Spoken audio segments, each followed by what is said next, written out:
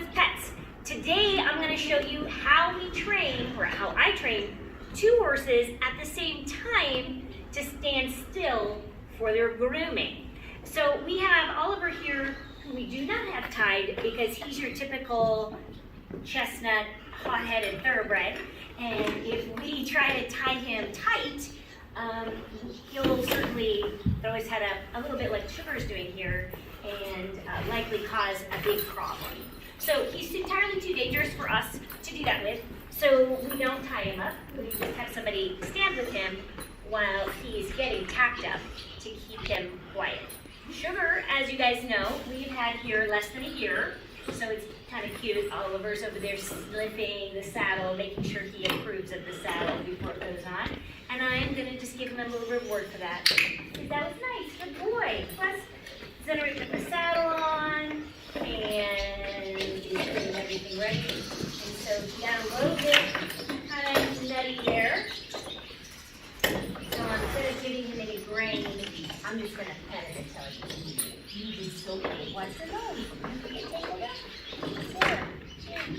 Okay. Good boy.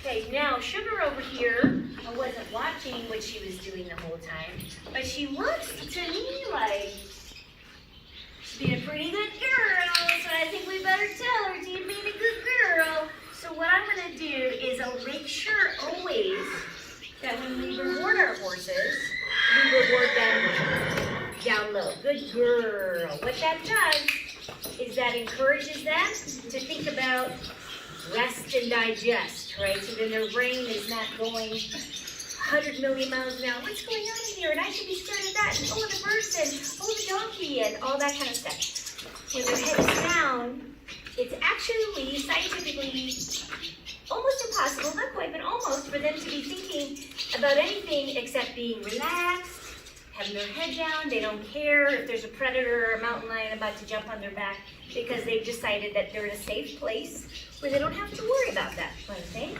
And that's what we always want to encourage. And Oliver is being very good. So I'd like you to see how I let that out. Yes, it tangled up on his ears just a little bit. But again, he's not tied. And teachable moment here, you have the opportunity to teach him, good boy, to not care that that rope is tangled around his ears.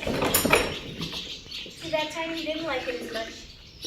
But again, you'll have him tied solid so he can escape at any moment.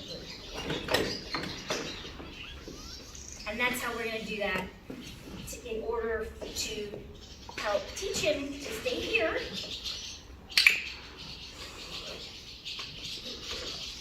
And I should have set her a little bit lower to the ground. Caught myself there. So, we have the saddle on and his girth is on.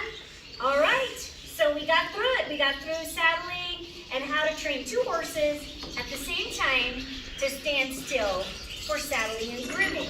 Now keep in mind, we've got lots more practice sessions that we have to do before we can transition him to where we can actually tie him up, and her to where she can stay tied up without doing so much head tossing. And she'll get better about that. So until next time, thanks for tuning in.